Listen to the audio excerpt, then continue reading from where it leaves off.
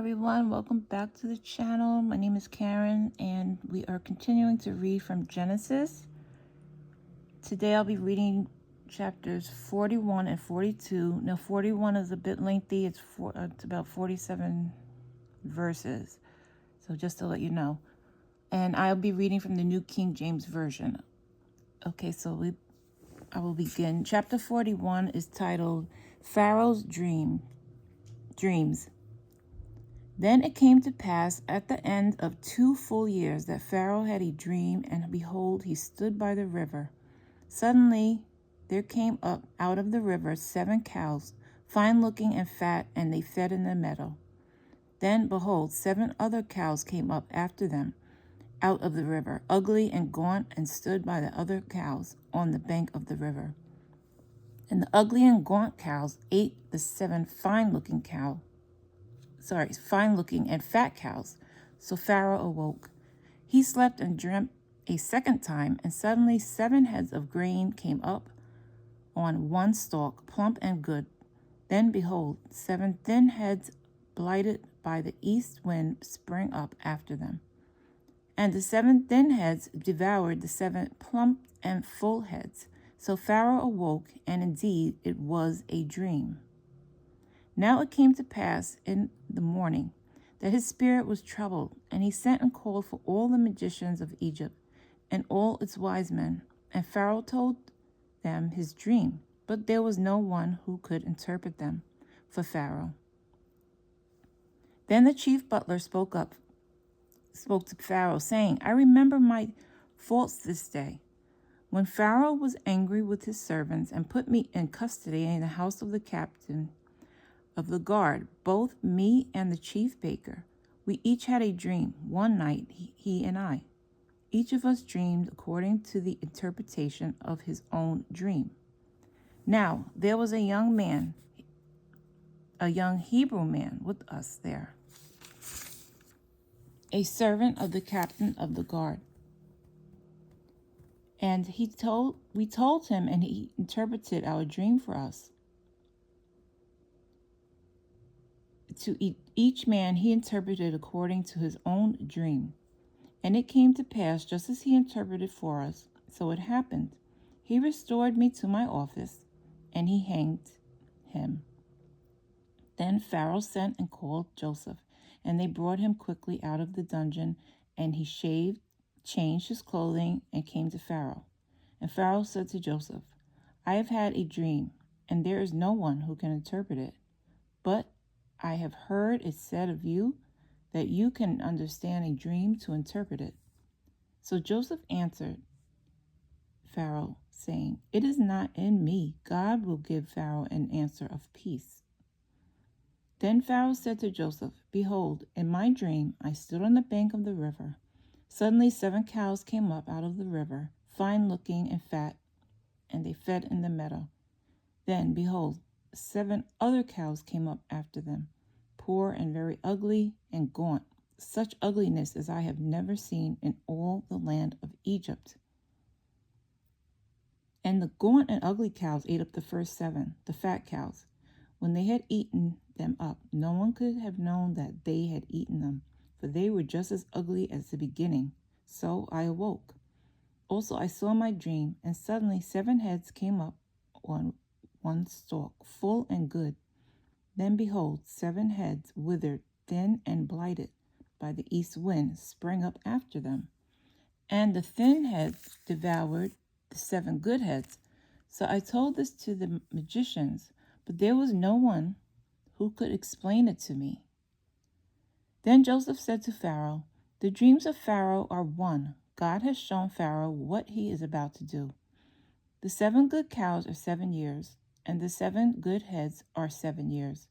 The dreams are one. And the 7 thin and ugly cows, which came up after them, are 7 years, and the 7 empty heads blighted by the east winds are 7 years of famine. This is the thing which I have spoken to Pharaoh. God has shown Pharaoh what he is about to do. Indeed, 7 years of great plenty will come throughout all the land of Egypt, but after them 7 years of famine will arise in all the plenty will be forgotten in the land of Egypt, and the famine will deplete the land. So the plenty will not be known in the land because of the famine following, for it will be very severe. And the dream was repeated to Pharaoh twice, because the thing is established by God, and God will shortly bring it to pass. Now, therefore, let Pharaoh select a discerning and wise man and set him over the land of Egypt. Let Pharaoh do this, and let him appoint officers over the land to collect 1/5 of the produce of the land of Egypt in the 7 plentiful years, and let them gather all the food of those good years that are coming, and store up grain under the authority of Pharaoh, and let them keep food in the cities. Then that food shall be as a reserve for the land for the 7 years of famine, which shall be in the land of Egypt, that the land may not perish during the famine. So the advice was good in the eyes of Pharaoh and in the eyes of all his servants. And Pharaoh said to his servants, "Can we find such a one as this, a man in whom is the Spirit of God?" Then Pharaoh said to Joseph, "Inasmuch God has shown you,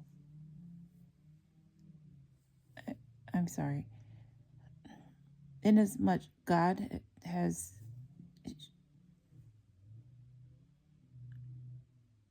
Then Pharaoh said to Joseph, "Inasmuch as God has shown you, please forgive me, all this, there is no one as discerning and wise as you. You shall be over my house, and all my people shall be ruled according to your word. Only in regard to the throne will I be greater than you." And Pharaoh said to Joseph, "See, I have set you over all the land of Egypt." Then Pharaoh took his signet ring off his hand and put it on Joseph's hand. And he clothed him in garments of fine linen and put a gold chain around his neck. And he had him ride in the second chariot which he had. And they cried out before him, "Bow the knee." So he set him over all the land of Egypt.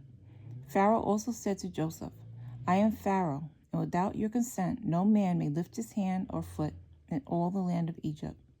And Pharaoh called Joseph's name Zephnath-Paneah, and he gave him as a wife Asenath, the daughter of Potiphar, priest of On. So Joseph went out over all the land of Egypt. Joseph was 30 years old when he stood before Pharaoh, king of Egypt, and Joseph went out from the presence of Pharaoh and went throughout all the land of Egypt. Now in the 7 plentiful years, the ground brought forth abundantly. So he gathered up all the food of the 7 years which were in the land of Egypt, and laid up the food in the cities. He laid up every city the food of the fields which surrounded them. Joseph gathered very much grain as the sand of the sea, until he stopped counting, for it was immeasurable. And to Joseph were born 2 sons before the years of famine came, who Asenath, the daughter of Potiphar, priest of On, bore to him. Joseph called the name of the firstborn Manasseh, for God has made me forget all my toil and all my father's house. And the name of the second he called Ephraim, for God has caused me to be fruitful in the land of my affliction. Then the 7 years of plenty, which were in the land of Egypt, ended, and the 7 years of famine began to come, as Joseph had said. The famine was in all lands, but in all the land of Egypt there was bread. So when all the land of Egypt was famished, the people cried to Pharaoh for bread. Then Pharaoh said to all the Egyptians, "Go to Joseph, whatever he says to you, do." The famine was over all the face of the earth, and Joseph opened all the storehouses and sold to the Egyptians. And the famine became severe in the land of Egypt.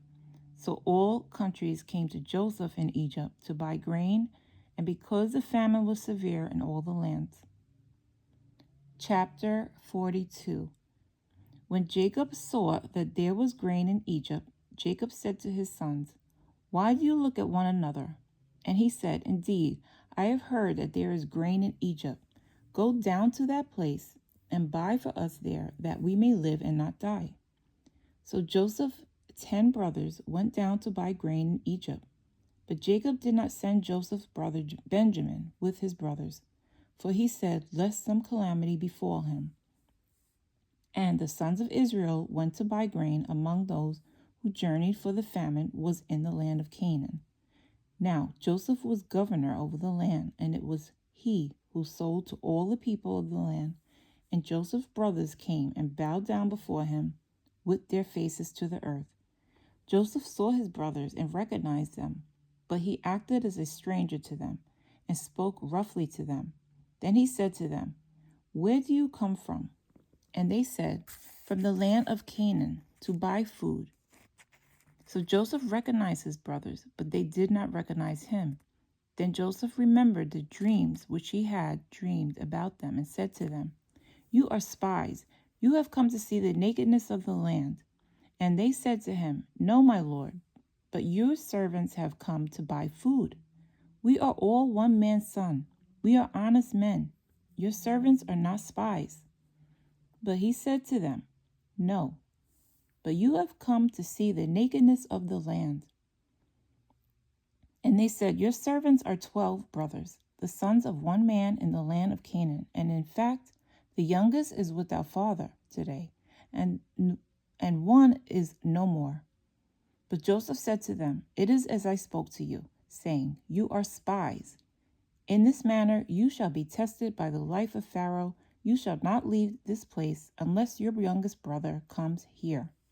Send one of you and let him bring your brother, and you shall be kept in prison, that your words may be tested to see whether there is any truth in you, or else by the life of Pharaoh, surely you are spies. So he put them all together in prison 3 days. Then Joseph said to them the third day, do this and live, for I fear God. If you are honest men, let one of your brothers be confined to your prison house, but you go and carry grain for the famine of your houses.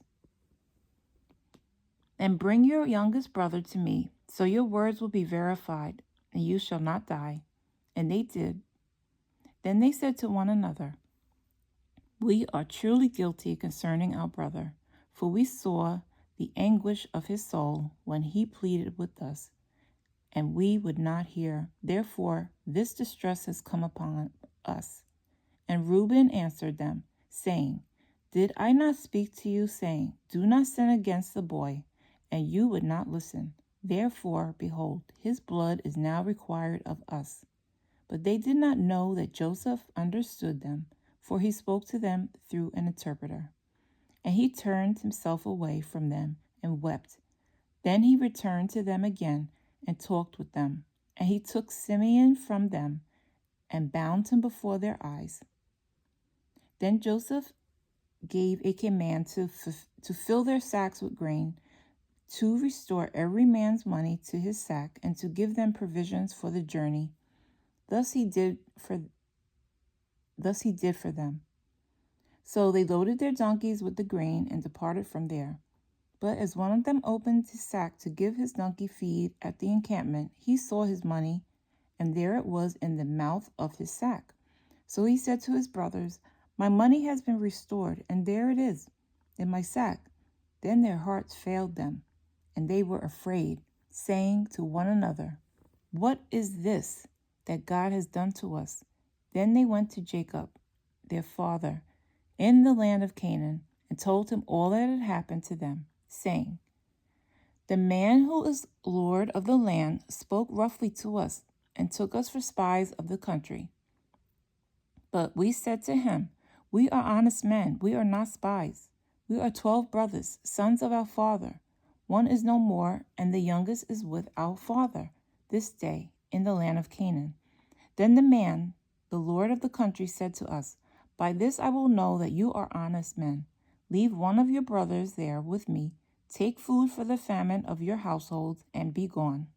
And bring your youngest brother to me, so I shall know that you are not spies, but that you are honest men. I will grant your brother to you, and you may trade in the land. Then it happened, as they emptied their sacks, that surprisingly each man's bundle of money was in his sack. And when they and their father saw the bundles of money, they were afraid. And Jacob, their father, said to them, "You have bereaved me. Joseph is no more, Simeon is no more, and you want to take Benjamin. All these things are against me." Then Reuben spoke to his father, saying, "Kill my 2 sons if I do not bring him back to you. Put him in my hands, and I will bring him back to you." But he said, "My son shall not go down with you, for his brother is dead, and he is left. If any calamity should befall him along the way in which you go, then you would bring down my gray hair with sorrow to the grave." And that is the end of chapter 42. God bless you, everyone. Thank you for listening, and we will continue with chapters 43 in the next video.